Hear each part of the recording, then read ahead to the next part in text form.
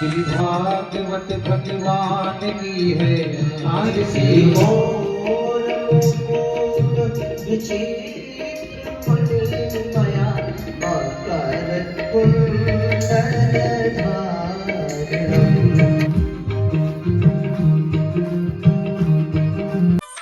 Hey guys, welcome to my new vlog. आप देख रहे हैं दीपक उप्रेती ब्लॉग्स देवभूमि उत्तराखंड से। तो दोस्तों, आज है श्रीमद् भागवत कथा का द्वितीय दिवस, जो कि मैं अपने ब्लॉग के माध्यम से आपको दिखाऊंगा।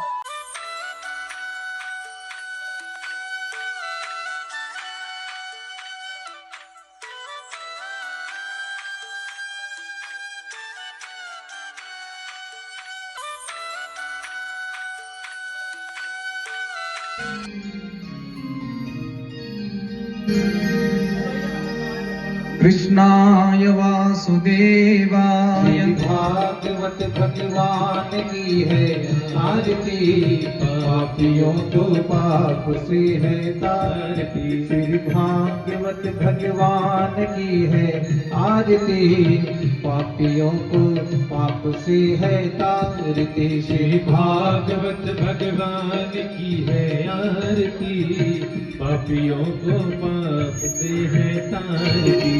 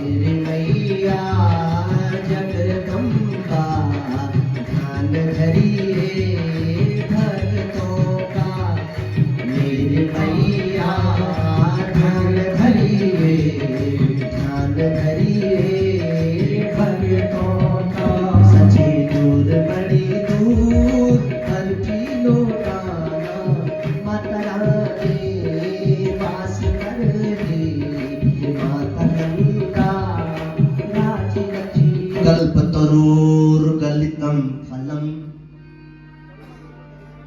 शुकमुखामृतद्रवसंयुतं पिबत भागवतं रसमालयं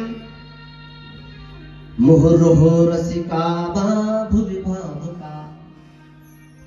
निगम कल्पतरु, निगम कहते हैं वेद को, और वेद रूपी कल्प वृक्ष का ये फल है। निगम कल्पतरु, तरुमन वृक्ष पेड़, निगमन वेद, वेद रूपी बोले ये फल है भागवत। अच्छा ठीक है, फिर ये उस पेड़ से टूटा कैसे? कहा कि शुक मुखा, शुक माने तोता, बोले शुक पक्षी ने इस फल को देखा और उसने उस पर चोंच मारी, चोंच मार करके वो इतना पका हुआ फल था कि टूट करके गिर गया। तुम्हारे चरणों की फूल, तुम्हारे चरणों की चंदन और अबीर मणि जिसमें लगाए निज मस्तक पर, जिसमें लगाए उसकी तो बदली बनी फूल तुम्हारे चरणों की सदगुरु, फूल तुम्हारे चरणों की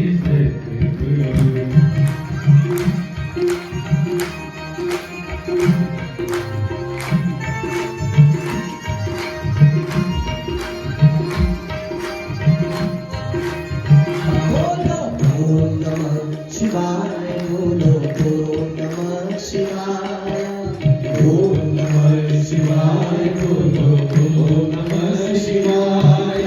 शिव शंभो का महामंत्र है मुक्ति का उपाय। शिव शंभो का महामंत्र है मुक्ति का उपाय।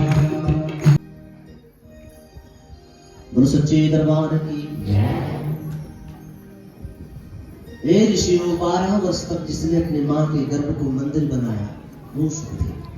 एक दिन भगवान व्यास जी अपनी पत्नी पिटिका के पेट पर जाकर के, पेट के सामने जाकर के बोले, हे पुत्र, तुम्हारी माँ को कितनी तकलीफ होती है, तुमको पता है इस बात का? तो अंदर से आवाज आती है, बाबा मैं बाहर आ जाता, लेकिन भगवान विष्णु की माया मुझे व्याप लेगी, मैं इसलिए बाहर नहीं आता। तो व्यासाय विष्णु रूपाय, स्वयं व्यास जी भगवान विष्णु के अवतार है। तो व्यास जी वचन देते हैं, पुत्र तुझे किसी प्रकार की माया का तुम अवतार हो, तुम प्रकट हो। तब 12 वर्ष का वो सुखदेव अपने माँ के गर्भ से प्रकट हुआ। अलक्षलिंगो निजलाभतुष्टो प्रतिष्ठवाले अवधूत वेशः। केले की छिलके की जिन्होंने लंगोटी धारण करी हुई थी, हाँ, और वो माँ के गर्भ से जन्म लेते ही 12 साल का पुत्र, और हाथ में कमंडल लिया घर से, हाथ में लकुटी ली और सीधे निकल गए। उनके पीछे उनका पिता भगवान व्यास जी, रुको हे पुत्र, रुको रुको रुको पुत्र रुको। हाँ सुनो, यम प्रभजन्तु मनुपीठमपैत कृत्यम द्वैपायनं विरह कातर ऊंचे ऊंचे सुर में रो रहे हैं। हाँ, और पुत्रेति तन्मयतया तरवो विनेदु। ये पुत्र कौन है?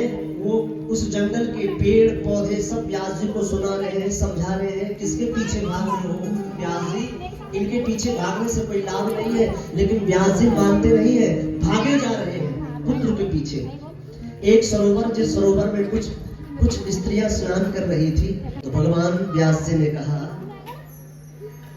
इतना बूढ़ा में सफेद दाढ़ी वाला, जिससे दिखता भी कुछ नहीं है, सुनाई भी ज्यादा देता नहीं है, और तुम मेरी बेटियां और इस तरह मुझे देख देख करके छिप रही हो।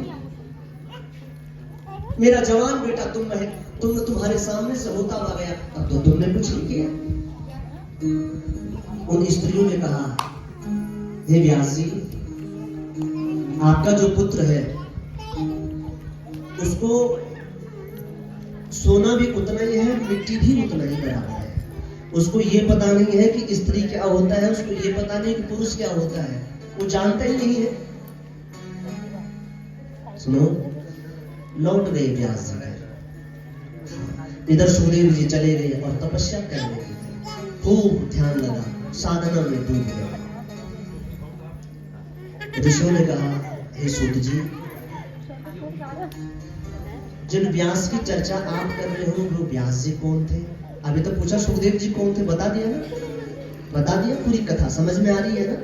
अब ये पूछ रहे हैं कि ये जो व्यास जी आप कह रहे हैं जिनके पुत्र सुखदेव जी हुए, ये व्यास कौन थे? तो सूत जी ने कहा कि द्वापरे समनु प्राप्ते त्रितये युग परये जातः पाराशरा योगी व्यासायं कलया हरि। भगवान बद्री विशाल, भगवान नारायण के कला अवतार थे व्यास जी।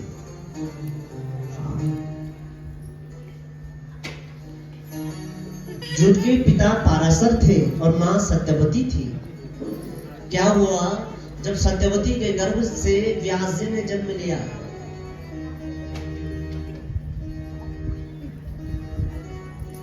किसी जल के द्वीप पर उनका जन्म हुआ, इसलिए उनका नाम द्वैपायन भी है। जब इनका जन्म हुआ तो जन्म लेते ही ये भी सुखदेव की तरह अपनी माँ से दूर जाने लगे। तो माता सत्यवती उठकर खड़ी हुई, कहा, पुत्र, अंधे की लकड़ी एकमात्र सहारा तू ही है। बड़ी मुश्किल से तुझको पुत्र पाकर के मैं बड़ी प्रसन्न हुई हूँ, और तू मुझे छोड़ करके जा रहा है। तो व्यास जी ने कहा, हे माँ, जब तुझे लगेगा कि मुझे पुत्र की आवश्यकता है, मुझे याद कर लेना, मैं उसी समय प्रकट हो जाऊंगा और अपने पुत्र सुखदेव की तरह हे ऋषियों, व्यास जी भी अपनी माँ के गर्भ से जन्म लेने के बाद तुरंत निकल गए थे तपस्या करने के लिए। हाँ, इतना जरूर कहा था, माँ जब याद करेगी मैं वहां प्रकट हो जाऊंगा। सीधे बद्रीनाथ आए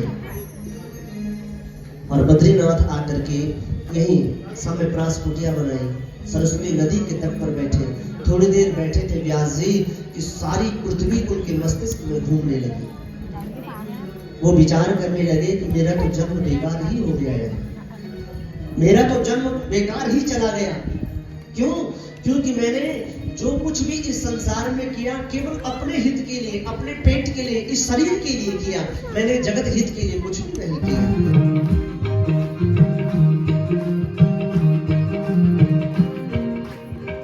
बिना संत के मोक्ष मिलेना, बिना संत के मोक्ष मिलेना, नहीं मिलता देखो कहीं क्या। तो आई होप आपको आज का ब्लॉग अच्छा लगा। चैनल पर नए हो, चैनल को सब्सक्राइब करना, शेयर करना, लाइक करना और कमेंट करके जरूर बताना कि आपको मेरा ब्लॉग कैसा लगा। मिलता हूँ आपको नेक्स्ट ब्लॉग में, तब तक के लिए जय देवभूमि, जय उत्तराखंड।